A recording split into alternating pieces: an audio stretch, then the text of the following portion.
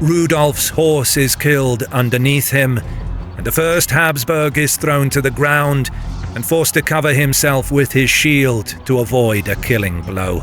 Oh my goodness! The demise of a the ruler Iron King, when Czechia which, when pushed, dominated geopolitical Europe. consequences. Guys, I have so many people telling me react to this, react to that. Guys, join my membership, 99 cents per month. It is not that expensive. Okay, if you join my membership, I will give you more priority. I'm just one person. I'm just one person, man. All right, I have so many people. I'm getting more and more people, more and more of an audience and whatnot, So just 99 cents per month. If you don't have 99 cents per month, I get, you might be in a different country that's not Western. But if you're in a Western country, how do you not have 99 cents per month? Seriously. I'm just saying, man. Anyways, when Czechia dominated Europe, suggestion to me. That echo down the centuries to the present day. One such ruler will fall on this day, 21st of August 1246, in a battle that rages on the banks of the Leiter River. Duke Frederick II Babenberg of Austria, known as the Quarrelsome, has invaded Hungary in yet another border conflict with King Bela IV. The long-standing dispute between the two men will be resolved for good. Although they are more numerous, the Hungarians are unable to ward off the invaders, and before long their will to fight breaks. The king's army routs completely.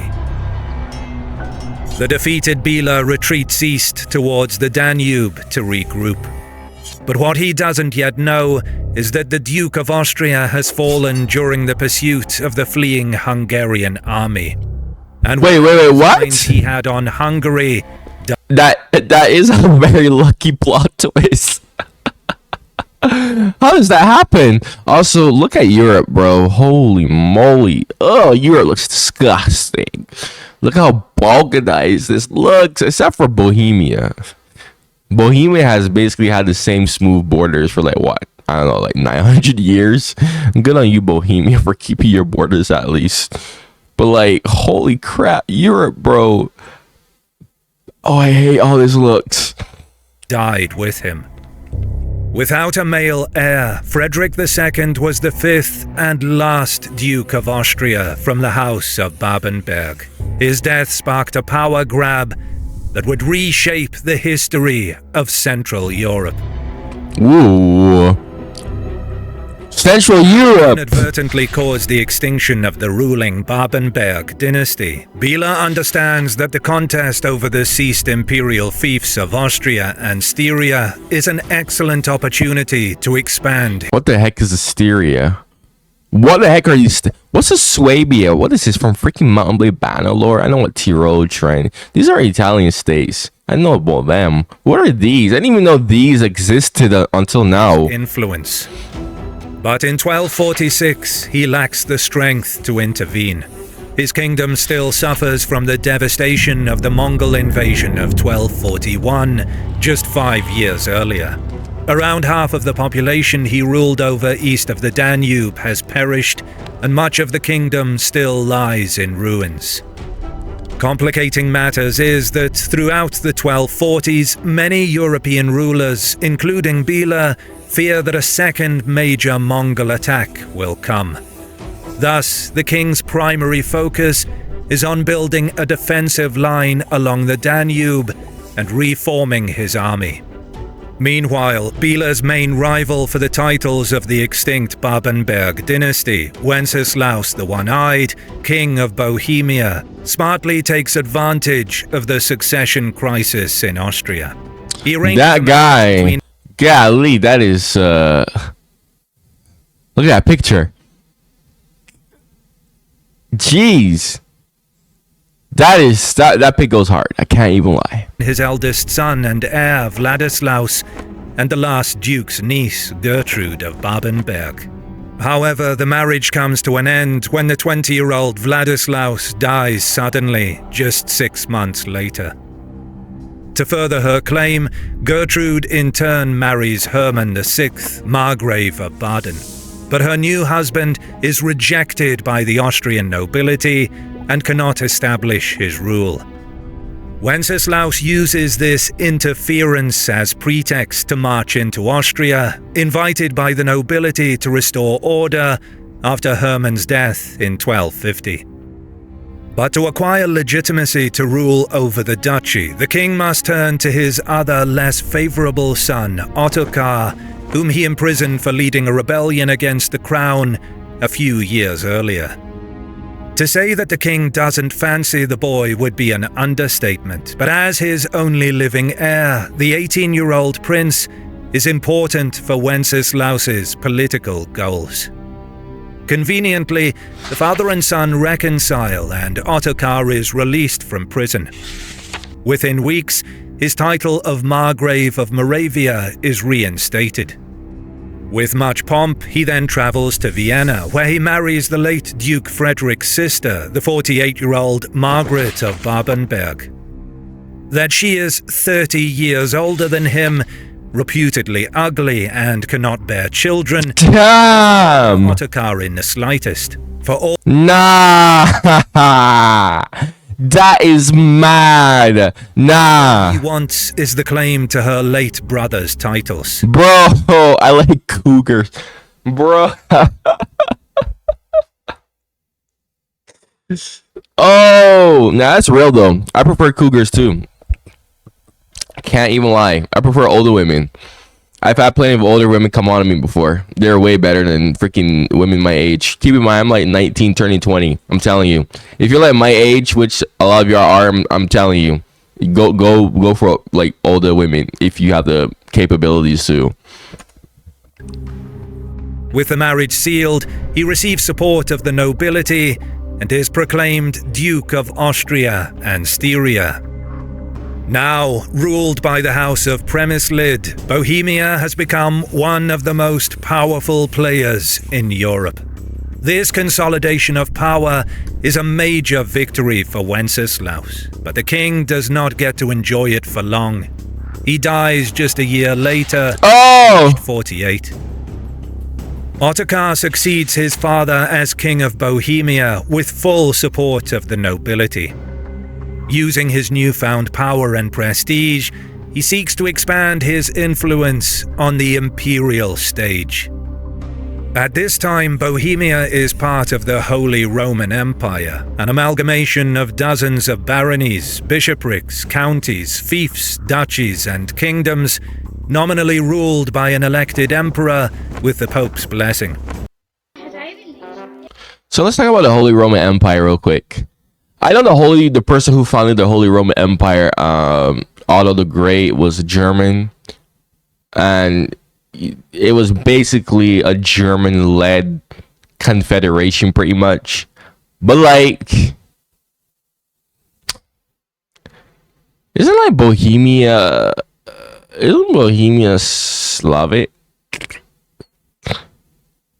I'm pretty sure they are, because with these countries right over here, like in Italy, Switzerland, what's now north and southeastern France, my bad. These places had a lot of Germanic influence. Well, just Germanic people there anyways, like pretty much Germans there anyway, so that's not really shocking to me, why they're a part of the Holy Roman Empire, but it's kind of weird that Bohemia, Slavic places, a part of the Holy Roman Empire. That's really, really, really weird. But with the death of Frederick II of Hohenstaufen in 1250, the succession of the Holy Roman Empire becomes contested between the pro- and anti-Hohenstaufen factions. This grows into a crisis that will last for over 20 years, known to us as the Great Interregnum, during which various claimants vie for power. In 1254, one such claimant is none other than the ambitious 21-year-old Ottokar. He mounts a bid for the imperial throne. 21.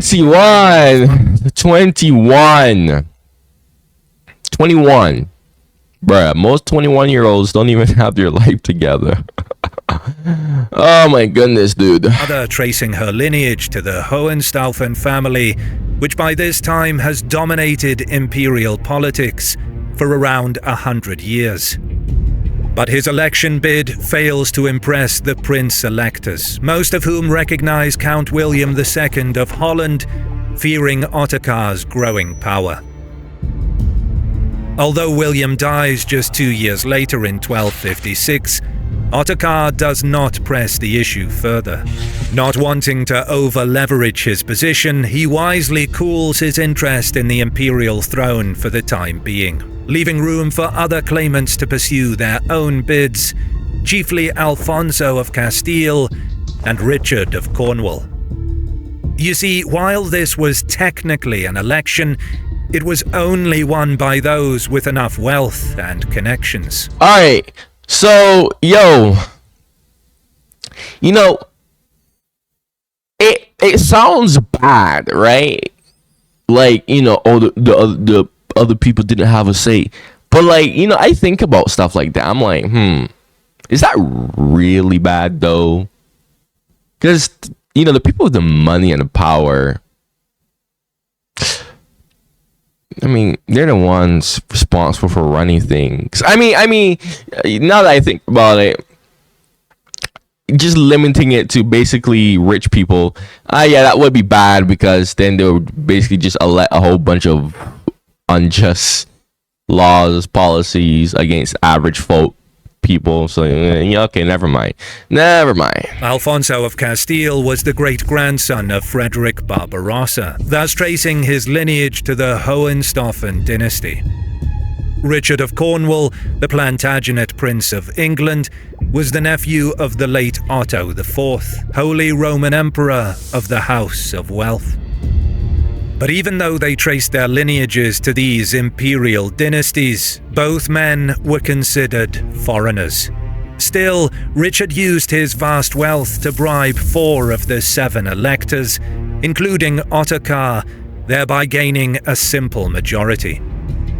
But despite becoming king of the Romans in 1257, his status as a foreigner means that he holds no real power in Germany, and thus has very little chance of becoming Holy Roman Emperor.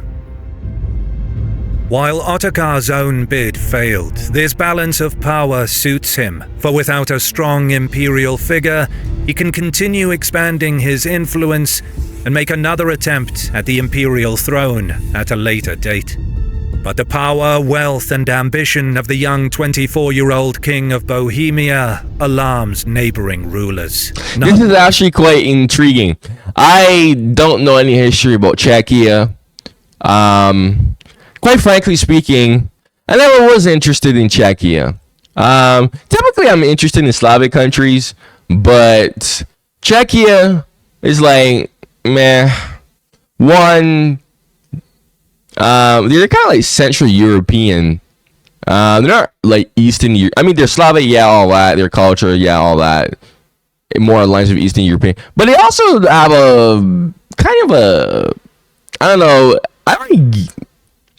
It doesn't really feel Eastern European to me. Kind of just feels more Central European, to be honest. And the other reason why I never really bothered being interested in Czechia's history is because of how obnoxiously racist they are towards colored people. I was like, yeah, no, I'm not even wasting my time on that. Okay, I've heard way too many people, way too many brown skin. You know, as long as you're colored, dude, it's like the racism there is absolutely ridiculous.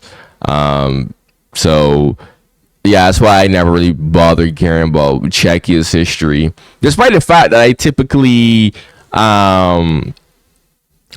do find pleasure in learning Slavic countries and their history, because I'm more interested in I'm more intrigued by that. I don't know. I kind of just view Eastern Europe as this super duper mysterious faraway land. That for someone like me in Barbados, that's actually quite true. I mean, and Barbados was colonized by Britain from scratch. It was uninhabited to the island, so Britain basically built it, modeled it much the same way like an average Western European style country, city, whatever. It was basically it's basically just a small enclave of Western Europe with the whole architecture, culture, somewhat kind of like that. So yeah, Western European stuff was like, man, I was already exposed to that anyways, growing up in Barbados, of course, right? But Eastern Europe and Slavic stuff, I never really heard about and all that stuff about. So it's like, I just found it to be interesting, if that makes sense. So then King Bela, who finally decides to intervene in Austria and Styria. By now, the danger of a second Mongol invasion has diminished, so Bela calls upon his allies from the Kingdom of Ruthenia and Poland to send troops in support of his raids Ruthenia and Austrian territories. That's interesting. Ruthenia.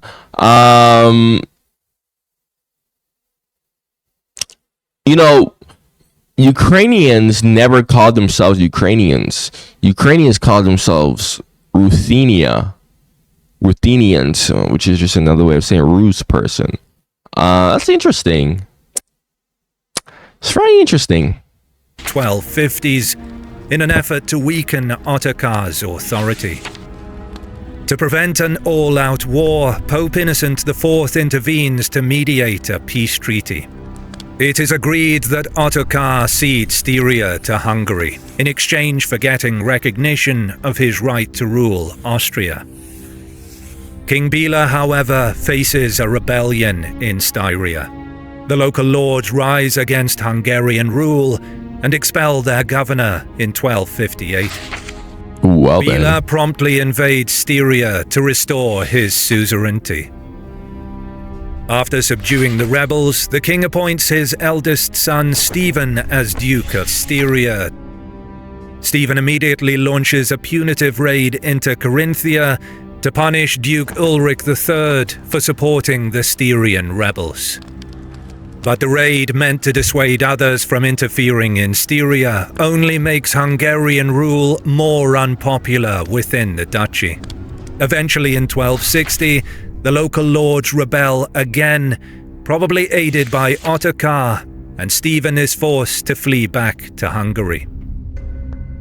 Endorsed by the Styrian nobility, the King of Bohemia reclaims the disputed territory he ceded 6 years earlier. He knows that his actions will start a war for control of the duchies of Austria and Styria, but he is ready. Ottokar has been preparing for a conflict for some time and has 30,000 troops under his command, including allies from Silesia, Carinthia, Carniola, and Brandenburg. Holy bro! The response from Bela would not be long in coming. I hate this balkanized map. In Poland and I hate this balkanized map. Along with a contingent of... Wait, holy hell! I didn't know Ruthenia was that. Holy! I didn't know Ruthenia was that big. I thought Ruthenia was Well, no, Ruthenia is actually a region. It can also be used as a region. Well, Ruthenia is basically the remnants of Kiev Rus, to be honest, pretty much. Kuman riders, the King of Hungary amasses a 35,000-strong army and marches into Moravia.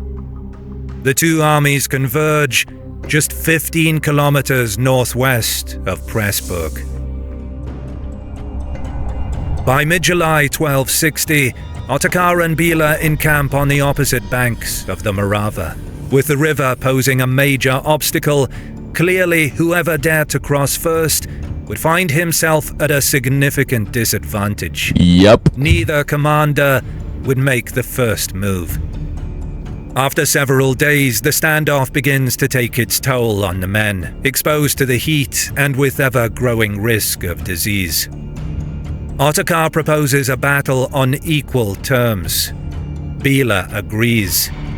A 2-day truce is agreed to allow time for the troops to redeploy, and with that, the army of the Bohemian king begins moving away from the riverbank to let the Hungarians cross. After all, Bela has forested terrain to his rear and would not be able to make room for the Bohemians to cross to the eastern riverbank, while Ottokar has open fields to his west where they can do battle in the chivalric way.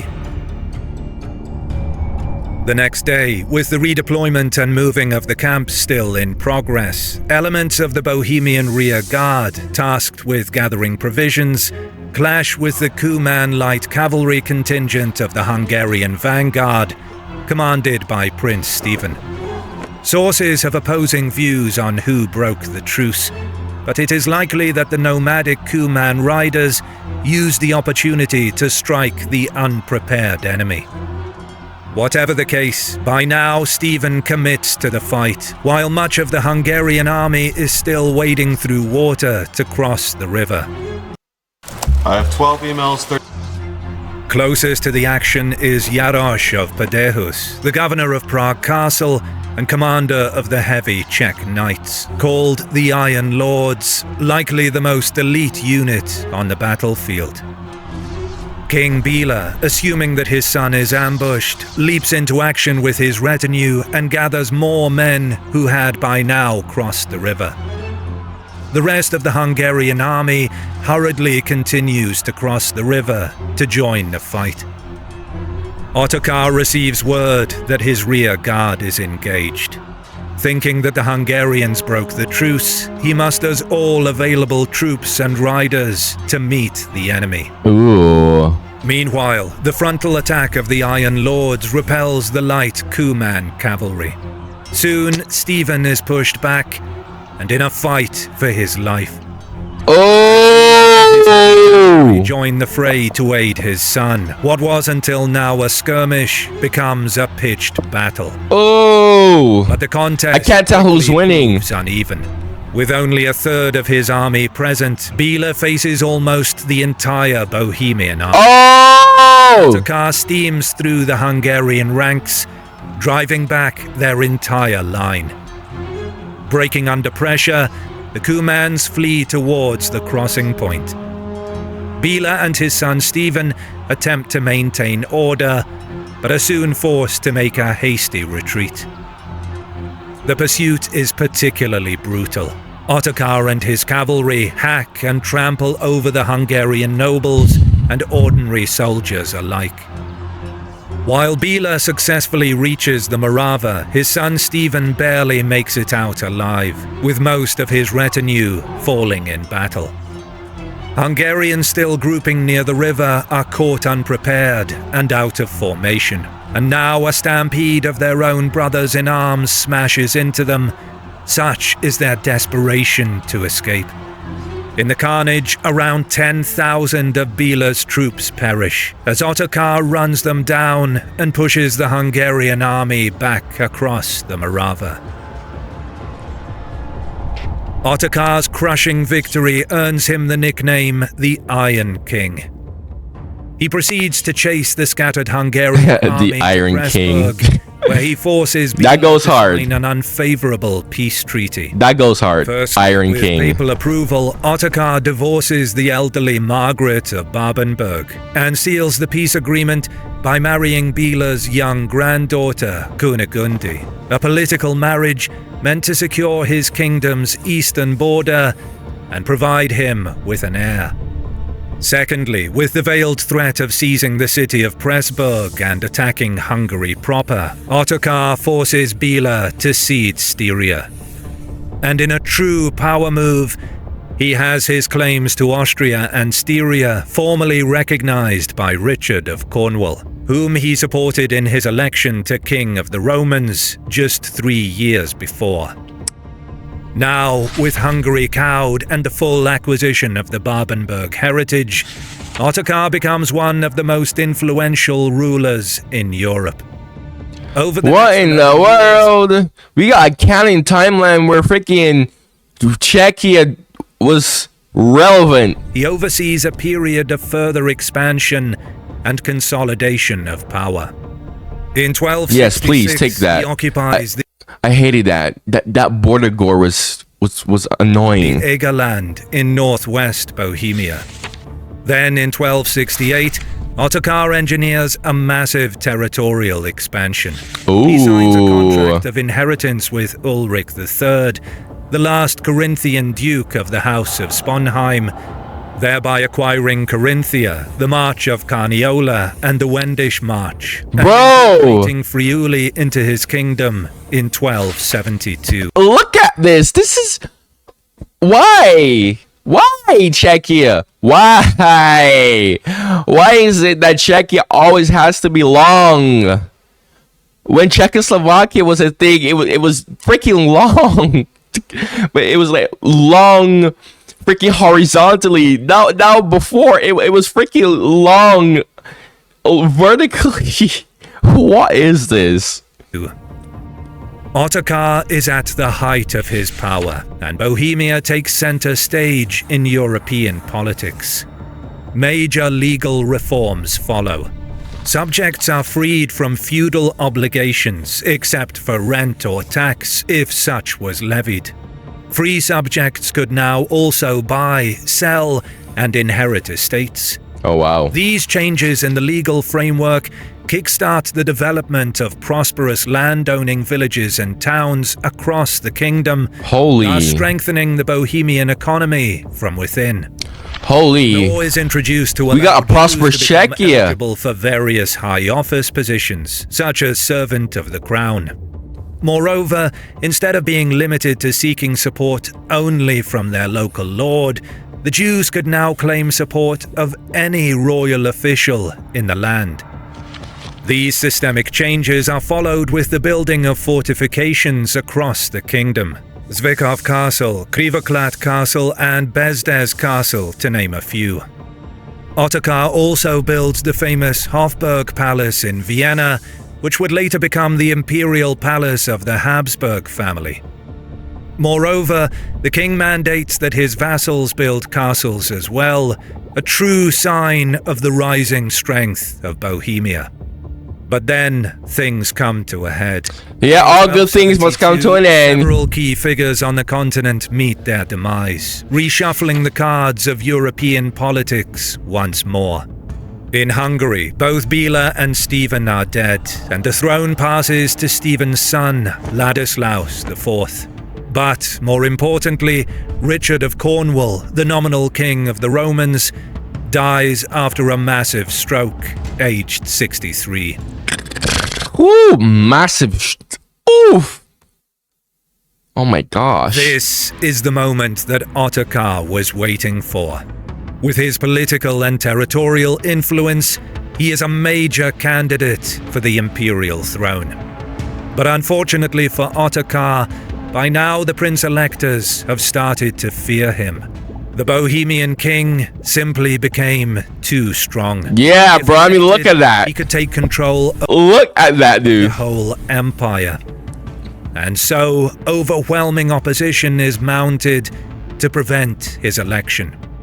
Get real. The prince-electors settle on a minor count from Swabia, a certain Rudolph of Habsburg. At the ripe age of 55, he's seen as an old man of no consequence and is thought of as the safest choice, for he lacks the strength and capability of Ottokar and could be easily controlled. Bruh. Most importantly, a weak ruler like Rudolph would be unable to contest the disputed imperial fiefs claimed by men like Ottokar, thus preserving the empire from further internal conflict caused Okay, that's by actually the smart. Interregnum. Okay, yeah, that's actually. Prince-electors are wrong about the new king of the Romans. Unbeknownst to them, Rudolph, despite his old age and low-tier noble status, is not the meek figurehead they were looking for, but one of the most brilliant political minds of his time.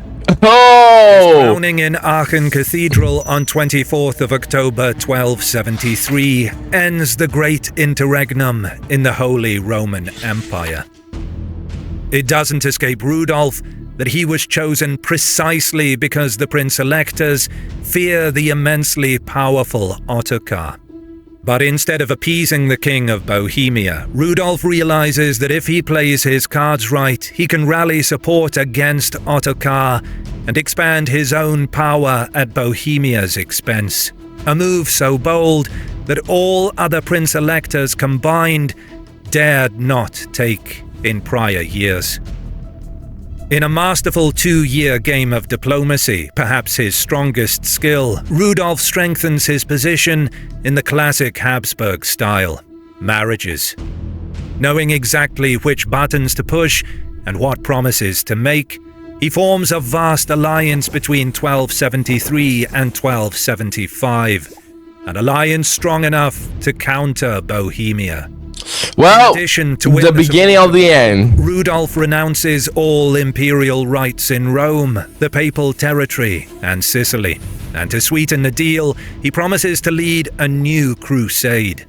Pope Gregory X, in turn, persuades Alfonso of Castile, another claimant to the imperial throne, to throw his support behind Rudolph as well. With his legitimacy strengthened, the Habsburg Emperor decides that now is the time to make his move against Ottokar. In January 1275, Rudolph holds a Reichstag in Würzburg. There he declares his intent to use the imperial authority to reclaim the alienated fiefs for the realm, primarily hinting at the duchies of Styria and Carinthia. To resolve the matter, Ottokar is summoned to Würzburg. But Ottokar, who was not present during Rudolph's election, does not recognize him as king and refuses to answer the summons. Doing otherwise would mean the return of the conquered duchies, because the Diet at Würzburg is clearly stacked against him, which would leave him with just Bohemia and Moravia. In his absence, an imperial ban is placed on Ottokar, and Rudolph declares war on the Bohemian king. A joint imperial and Hungarian army besieges Ottokar at Vienna, while a revolt of disenfranchised nobles, who are angry about Ottokar's economic reforms, erupts in Bohemia. Well, all good things must come to an end. The king is effectively forced to accept Rudolph's terms at the point of a sword. He cedes the 4 provinces to the imperial administration. Bro! Rest in peace, Czechia. Thick Czechia. I enjoyed it whilst it last. Oh my goodness, dude. Imagine a timeline where we have a Czechia dominating the Holy Roman Empire, or freaking uniting the Holy Roman Empire into one centralized state. Oh my gosh. Guys, we need a greater Czechia.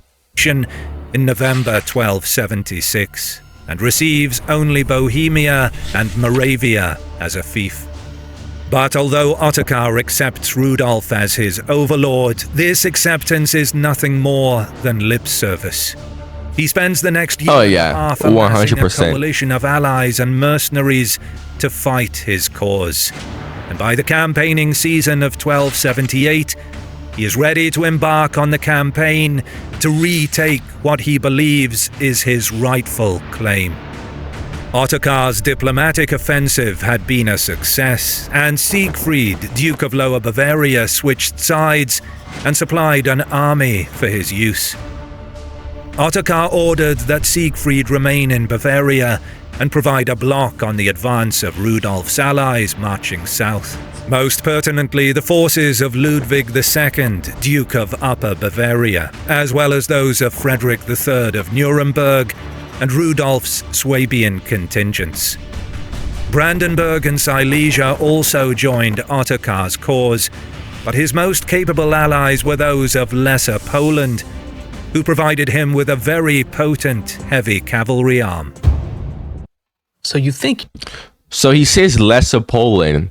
Interesting. I actually heard a comment pointing out how there were different types of Poland, but it was all still just Polish people, because when I was reacting to my history of Russia video, someone pointed out how basically Ukrainians are basically just Russians, and he gave me the whole example with how there was different Polands, like Lesser Poland, Upper Poland, all that fun jazz, but they were still Polish regardless. I never knew about that ever. I never knew about the whole Lesser Poland or any of that thing at all. So that's actually quite cool that, you know, I'm seeing stuff that, you know, I'm hearing about in like actual real time. While these forces were assembling, Ottokar moved against Rosendorf, capturing it in a siege that lasted a little over 2 weeks, and then moving on to invest La Andataya while waiting for more of his force to arrive. His army eventually swells to 30,000 men, a truly imperial-sized force for the era. Rudolph, however, is not idle. Unsatisfied with waiting for his allies and Ottokar to arrive at Vienna, he strikes his camp there, likely in the early weeks of August, and sends word that he will take position on the Marchfeld near Stilfried. Meanwhile, Siegfried's blockade of Lower Bavaria proves ineffective, and Rudolph's contingents are able to pass through and continue towards the meeting place on the Marchfeld. Even more ominously for Ottokar, Ladislaus of Hungary joins the Imperial army, leading a force that includes 5,000 Cumans, who are expert riders and lethal horse archers. Learning of this growing enemy force, Ottokar disengages from his siege and moves with his own host to meet Rudolph in the field. Having had a chance to scout the area before Ottokar's arrival, Rudolph chooses to move once more, taking up position this time nearer to Dunkreut. There, in the last week of August, the armies of the two kings come face to face to decide the fate of the Holy Roman Empire. Rudolph has selected a wide flat plain between the Morava River and the settlements of Weidendorf and Dunkreut. Ottokar and his forces are to the northeast, seemingly based around the road running through Seendorf and alongside Jedenspeigen. Interestingly, both commanders leave their infantry behind to guard the camps and advance to engage with only their mounted forces. Ottokar has the advantage here, fielding perhaps 6,500 heavy knights, a tremendous force, and placing them in 3 main companies, each divided into 2 battles for better maneuverability and ease of command. Rudolph's formation mirrors that of Ottokar's, but with one alteration. Instead of placing his heavy cavalry at the front, he orders that they be kept in the rear, out of sight of the Bohemian king and his captains. The sight that greets Ottokar on the morning of the battle, then, is one of a lightly armoured but still numerous force. Thousands of mounted warriors, but nothing to match the grandeur of his own battle-hardened, armoured contingents.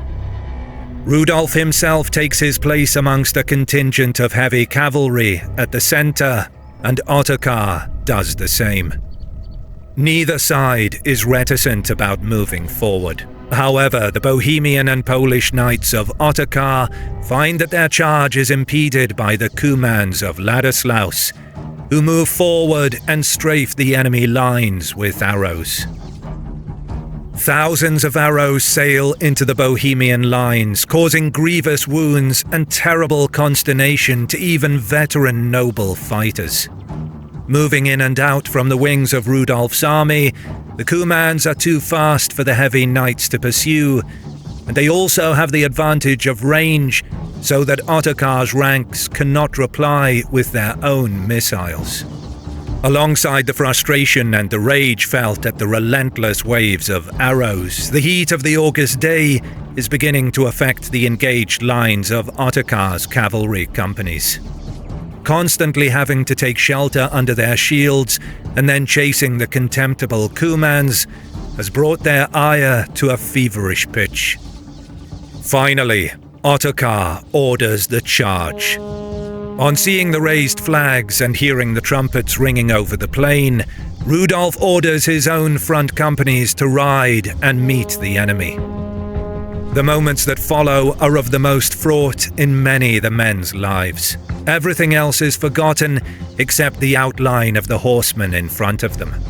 While the sun glints off lance and helm, the riverbank shakes, the water of the Morava River quivering from the impact of the horses and their riders. Waves of arrows fly overhead, mostly in the Bro, I just want to point out this quick irony.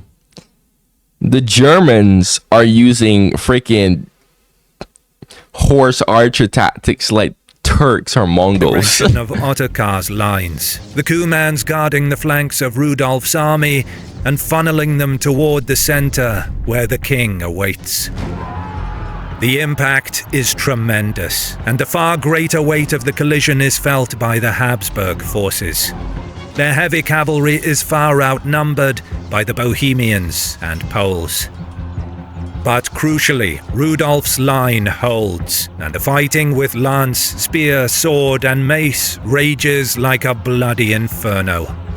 For Ottokar, everything is going to plan. He and his troops have endured and prevailed through the ordeal of the Cuman arrow storm, and though the Cumans continue to fire into his flanks, it is a matter of time until his heavy cavalry plows through the fragile Habsburg line.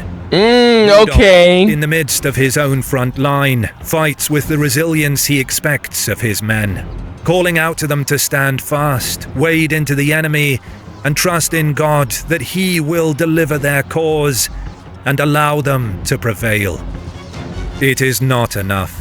There is not the strength in the Habsburg force to shrug off the heavy cavalry, and Ottokar's host steadily What about those reserves now? In one of the flurries of commotion what about that? in the midst of a grinding attritional battle, Rudolph's horse is killed underneath him, and the first Habsburg is thrown to the ground and forced to cover himself with his shield to avoid a killing blow. It is a Oh my goodness, man. moment in which history itself holds its breath. Should Rudolph fall in this moment, the future of Europe as we know it is open to question. But fate did not decree such a fortune that day. Rudolph's bodyguard and knights put themselves between their king and his enemies, fighting desperately to protect him, while others respect by the armor and limbs and pull him back to safety. Respect. File. Ottokar senses weakness. Blood is in the water, and he cries out for his men to fight all the hard.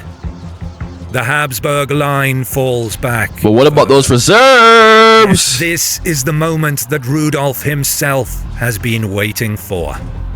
When Ottokar reaches the mark, a trumpet sounds away to his right, and before anyone on his side can react, a heavy cavalry force of knights streams from their concealed spot. There it amidst the is. trees and hills.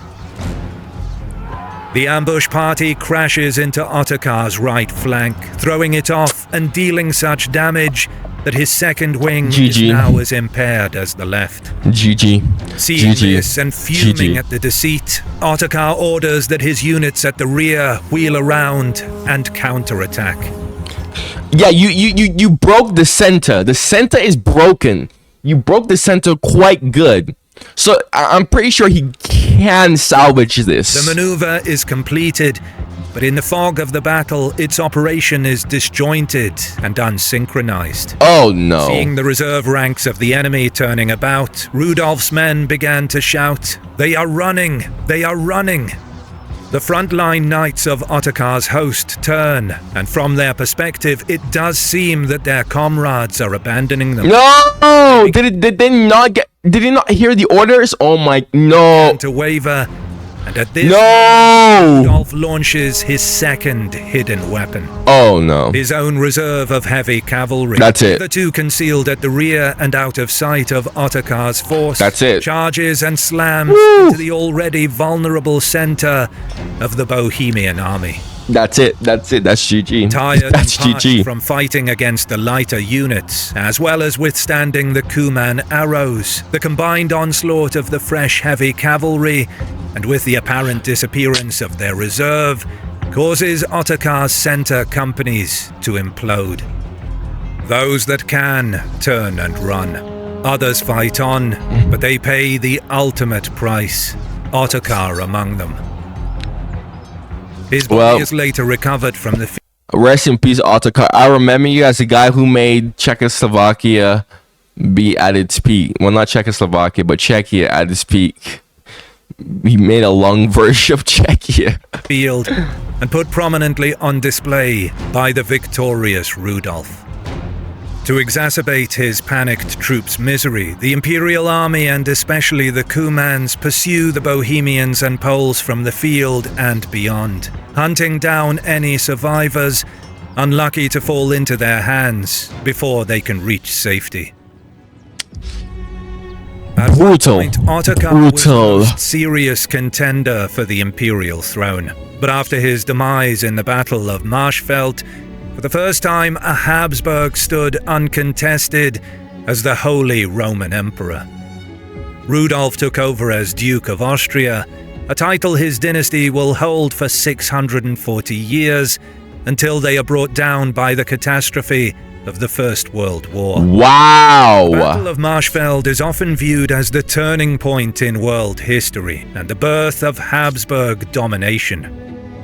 We could have had a Czechia dominating Europe as canon here. What? Spent the latter years of his reign consolidating his hold on Ottokar's former territories, as well as expanding Habsburg influence in Switzerland.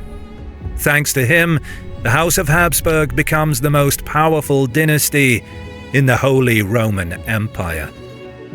In many ways, Rudolph came along at the perfect time to usher in the era of Habsburg dominance, and at the worst time for Ottokar, who was on the cusp of establishing the Premislids as the preeminent dynasty on the continent. Had Ottokar been able to overcome the challenges posed by Rudolph, the future of Europe might have been very different. Wow. If you like what you see, consider support. That was honestly, you know, I already think Czechia's history is bad or boring. You know, like I said in the video, there's, you know, a reason why I never really bothered looking at Czechia's history. But yeah, man, you want to join my channel membership, 99 cents per month. Do it. I highly recommend it, especially if you recommend me videos a lot. You know, if you're new, got any suggestions to me, comment down below. Make sure you like and subscribe. Check out my other reactions if you love my reactions, man. Thank you for watching and goodbye.